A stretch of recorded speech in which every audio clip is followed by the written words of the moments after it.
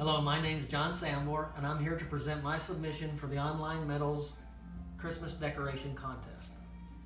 You may be looking over here and saying, what the heck is this guy got, a barbecue grill in his living room? Well, yes I do. And I want to tell you a little bit of story about where it came from.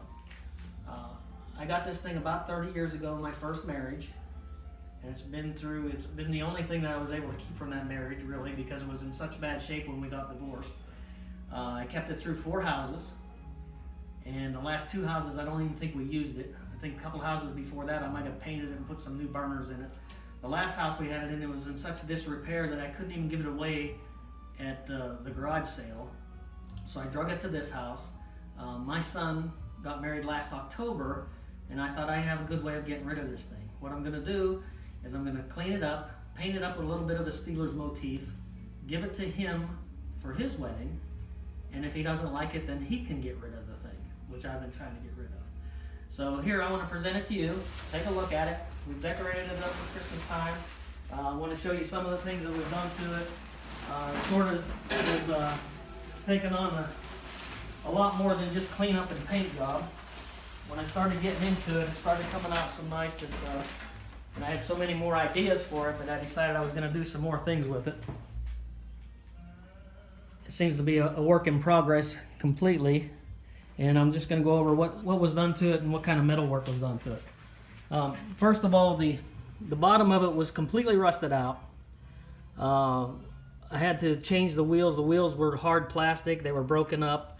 So I found some industrial style steel wheels, cleaned them up, painted them.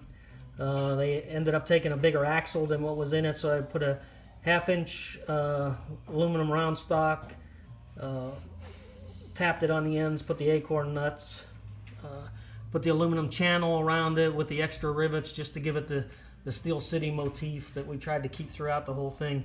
Come around the back here to fix where all the rusted area was, where a tank wouldn't even sit anymore. Fabricated aluminum plate with the rails to hold the tank. The side table was made of wood, completely rotted away. So I fabricated a new side table, repurposing one of the cooking grates off of it, the stainless steel grates, putting some steel on it with some heavy bolts just to give it, that patina look.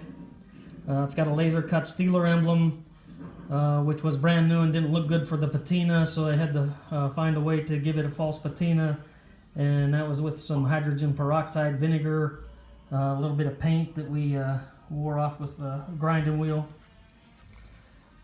The handles were replaced with Western Pennsylvania style tap handles.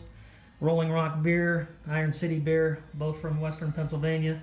The Iron City beer tap handle was quite a bit shorter than the Rolling Rock, so I had to fabricate a spacer in there out of aluminum.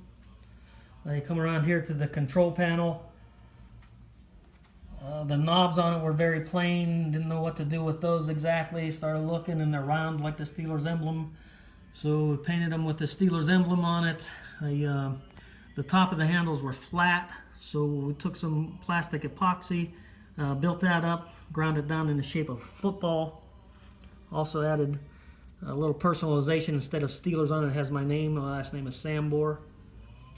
The Steel Life was borrowed from Salt Life stickers. I was behind a car one day and noticed that the letters were exactly the same, so made up some Steel Life stickers for this.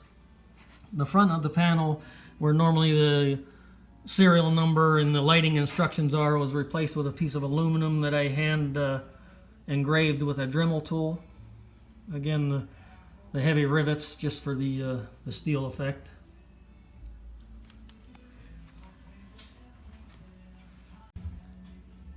Okay, on this side, just added some Steelers utensils and emblem. And the thing I'm probably most proud of is these 6 Super Bowl rings. They were added to a piece of aluminum that was turned down to size and then knurled. The rings are on there with some green Loctite. They're not going anywhere. There's also room for one on each end, maybe number 7, number 8, hopefully number 7 this year. So give me a minute. I'm going to push it back in the corner where I can plug it in, and we're going to light it up for you and show you how it's been decorated for Christmas. One of the things here is, saw this nice Christmas tree Steelers logo on a shirt, and we had that transferred to a vinyl decal. I mounted that on about an 1/8 inch piece of plastic, a couple of Harbor Freight standoffs with magnets. Did a little bit of my own circuitry work in the back there to add some lights to it. They're all drilled out at different diameters to give it a different light effect. And like I say, I'm going to push it back here in the corner and plug it in and light it up for you.